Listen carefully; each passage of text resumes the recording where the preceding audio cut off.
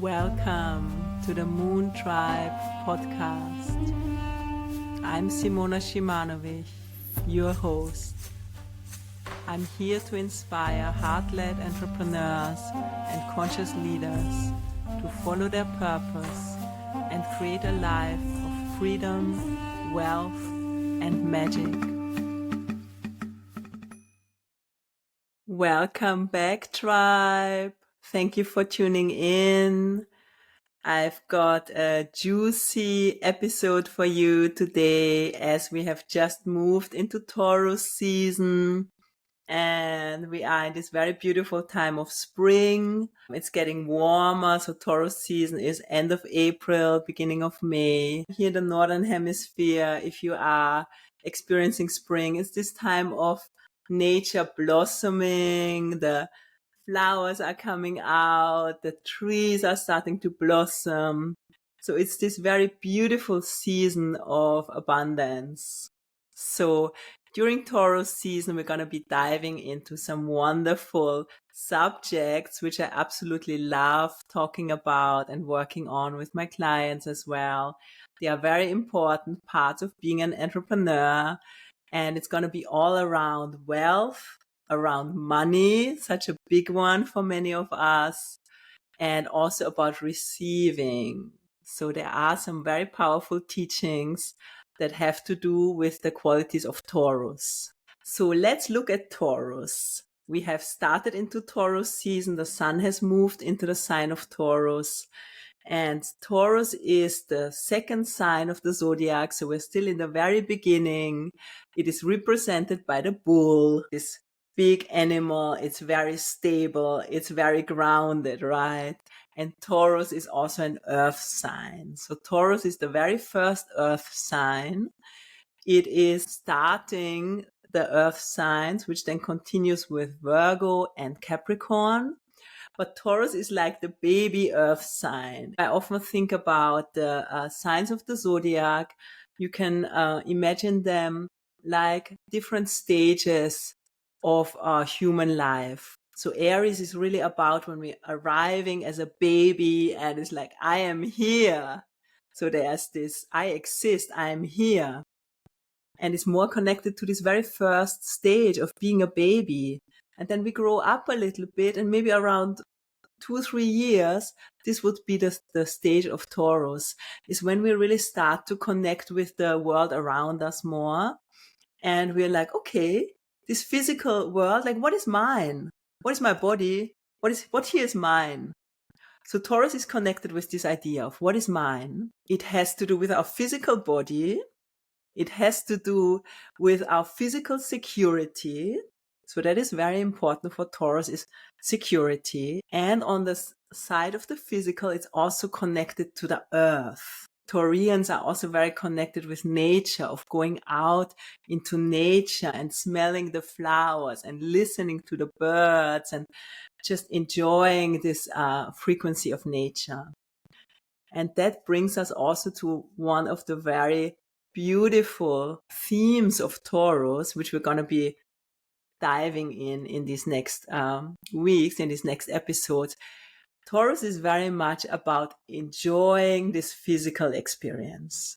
How can we enjoy through our 5 senses, through our body, through listening, touching, feeling? How can we enjoy this life? So Taurus is connected to our sensuality, right? Feeling good, what feels good in the body. It's about good food, enjoying the luxuries of life. So that is very much a theme of Taurus. It's about beauty, fashion, jewelry. Treat yourself to some luxury. And of course, in the shadow side, it can go overboard of being like, oh, like I want it all, kind of like a certain greed and being materialistic only. But I think if we are in a healthy balance, there's something around allowing ourselves to enjoy this physical experience and enjoy the abundance and this time of being in our body, which is quite limited, right? And we have these bodies. So how can we really open our senses and enjoy and has to do again with being in nature, swimming in the sea, smelling the flowers. These very simple things is really what can give us this sense of joy and sense of aliveness. So that is also an important theme of Taurus. It's about the simplicity. So how can we sometimes simplify and actually go into much deeper sensations? Very important to understand Taurus is that Taurus is one of the two signs that is ruled by Venus. And Venus is the goddess. It's the divine feminine energy. So in the mythology, in the Roman mythology, we have the goddess Venus. In the Greek mythology, it's Aphrodite. In the Hindu mythology, it's Lakshmi, which is this goddess of abundance, this goddess of beauty, of wealth, and very much of the feminine. It has a lot to do with receiving and allowing ourselves to receive all the pleasure of life. Aphrodite and also Lakshmi in the mythology, as you might know, she's born from the ocean. So she emerges from the ocean naked in her full presence and beauty. And she's just this feminine, wow. And Lakshmi, if you're familiar, there's this beautiful image that Lakshmi is pouring this kind of gold over you, like this waterfall of abundance, blessing you with all of it. And this is so beautiful because for me, this really represents this divine abundance and that we are meant to live in this abundance. But what can often happen, and I'm sure you've experienced it, is that we start to block it. We hold it back. Sometimes subconsciously, it's like, ooh, do I deserve it? Am I worth it? Have I worked hard enough? Can I hold all of this goodness? Right? So this is where it comes in, that we, in our humanness, we start to restrict this abundance that is around us.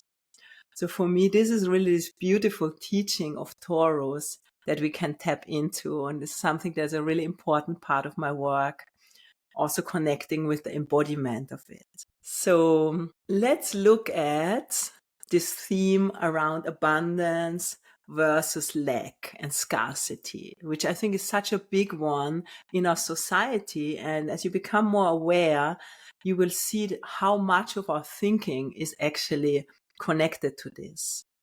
So on the one hand, we have this idea of abundance, which means there's more than enough.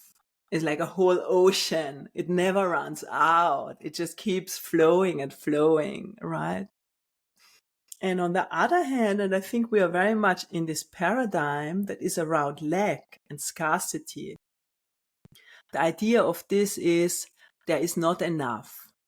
There's not enough for everyone. There's not enough to go around for everyone.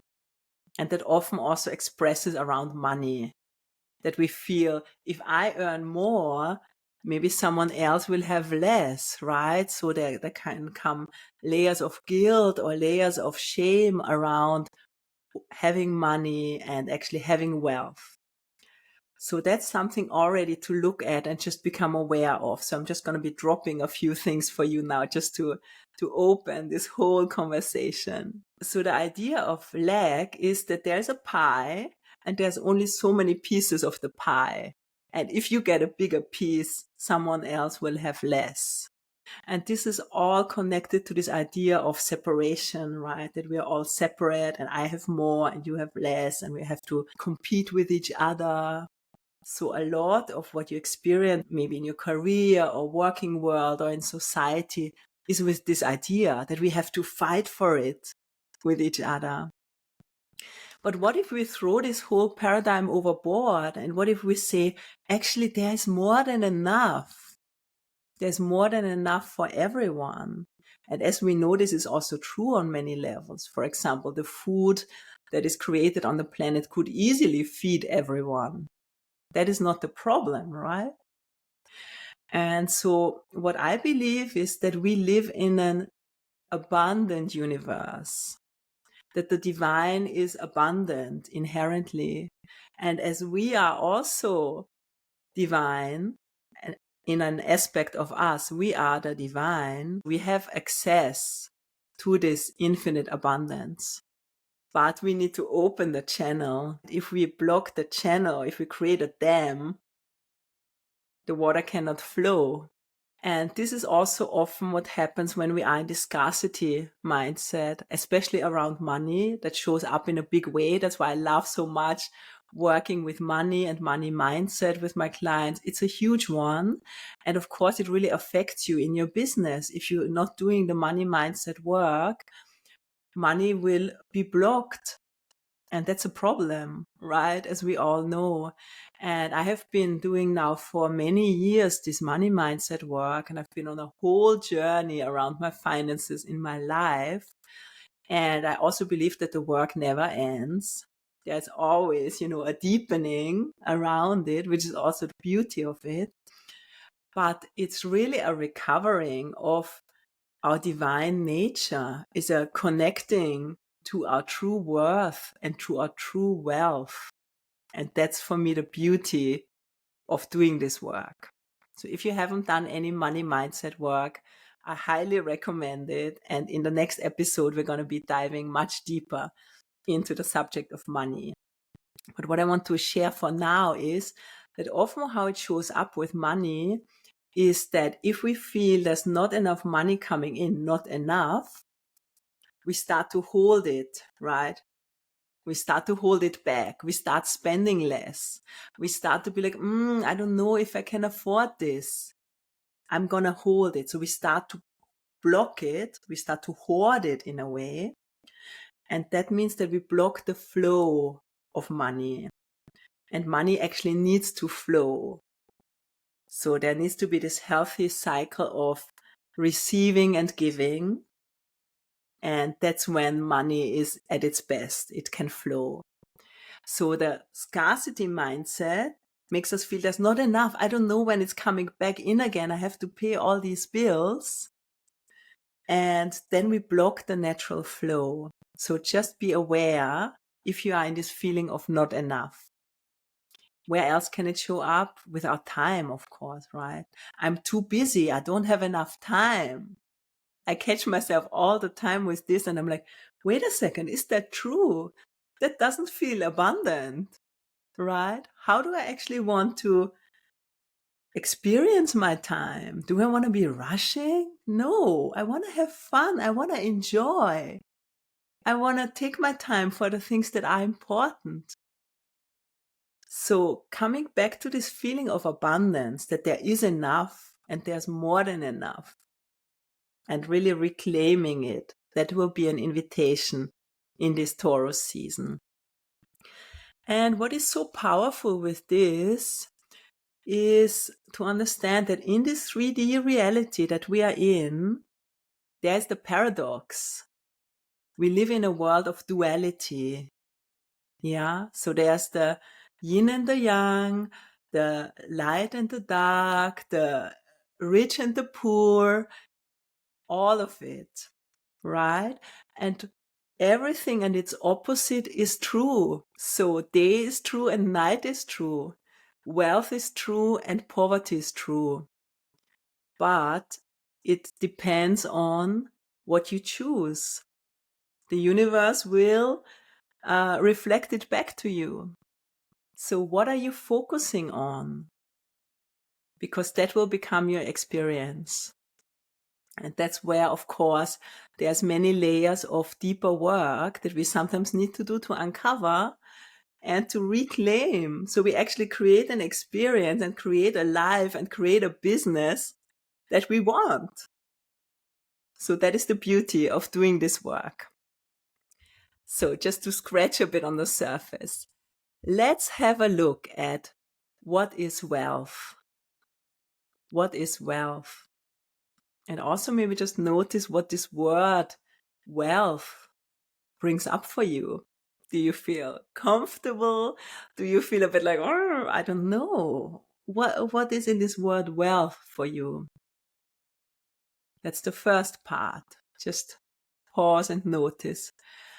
For me, it is very good question to ask, what is wealth, connected to also reflecting on what is success. Because I think with wealth as well as with success, we have been fed a certain programming that we should believe in. What is success? What is success in your business? What is success in your life, right? So the same we can ask, what is wealth? What is actually wealth? Maybe compared to what is portrayed in the media or in the world. What is actually true wealth? And I feel this is really important to be clear on if you want to create true wealth and true abundance in your life. And so for me, I can share, and I invite you to reflect on this yourself. One important part is, I think, at a foundation is around our health. They say health is wealth. And I believe that is true, because whenever we are not fully physically healthy, that really impacts our enjoyment of life. So cultivating our physical health, looking after our body as our temple, that is really, I think, a foundation to being able to enjoy fully this physical experience. And then I was also thinking, as an aspect of this, also our mental and emotional health. If you wake up unhappy or depressed about your life, it's hard to be truly wealthy. So I feel the emotional health is absolutely part of it. And then for me, in my experience, also very much a deep sense of fulfillment, living your purpose, knowing that you are walking your path, knowing that you are doing what you're meant to be doing, sharing your gifts and being able to support others, help others, sharing your wisdom. So there's so much wealth that comes from that, so much richness for me personally. And I know many of my clients experiencing this. Another important one for me is my relationships. That is a true source of wealth. Can be in your romantic relationship with your partner, can be in your family, and also noticing where there are blocks, where we hold resentment and judgment and all the things that come up in family. Let's be honest, right? How can we clear as much as possible to allow the wealth to be there of these connections, receiving the support, receiving the love? That's building this pool of wealth that we can tap into. And then love in general, for me, love is wealth. And that comes back to our self-love, cultivating this sense of self-love, of honoring ourselves. And a very important theme of Taurus is our self-worth, owning our self-worth, really understanding what we're bringing to the table and being deeply rooted in our value. Which is, of course, let's be honest, it's a journey. It doesn't happen from one day to the next for most of us. And it's also a continuous journey to root deeper into our value. But the more we can do that, I feel there's a deep source of wealth if we connect it to this. Another one, for me especially important, is freedom. Freedom is wealth for me. And for me, that's a big reason why I started my business, as you might know. So, and the freedom shows up in many ways. It's around the time freedom, being able to have my mornings for myself, to do my practices, to really take this time to charge myself, being able to take time off. I've just been on a beautiful road trip here in Portugal with friends on a Monday. And I was like, how good is that? I can just take the day off. And it was so nourishing and so fun. So I can just take a weekday off whenever I want. So this freedom is really richness for me. And of course, the freedom of choices. And that's where we come to the financial and to the money to actually enjoy fully. Because they say money doesn't buy you happiness. Well, but actually money does buy you a lot of possibilities and opportunities in so many ways. If it might be, going on the trip that you want to go, or buying a gift for someone in your family, or investing in yourself and your personal growth. It does open a lot of doors. So we also want to welcome this financial flow as part of wealth. So with this, the invitation is for you. Maybe take a moment, sit down and take your journal and just write down what is true wealth for you. And just maybe write down what are situations that make you feel wealthy.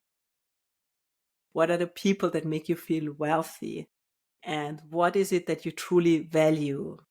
To complete on this, I want to share something very important, which when I understood it was like a game changer. And that is, wealth is a frequency. Wealth is a frequency. So this frequency of wealth, of abundance, it's all around us.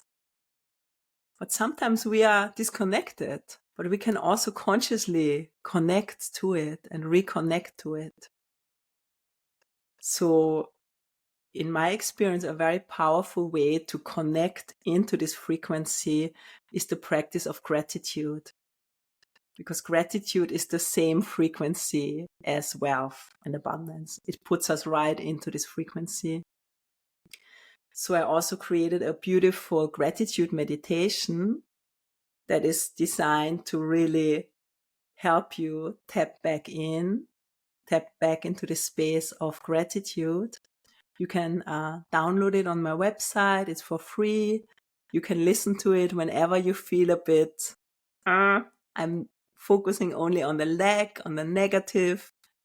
It helps to get back straight away. And then I also really recommend a daily gratitude practice. For me, this is a very important part of my magic morning practice, which I share with my clients, that is really setting you up for the best day ahead. And I believe that there's these two sayings around gratitude, which is what you appreciate appreciates. So if you appreciate things, then it will just increase the worth. And also if you're grateful, you attract more things to be grateful for.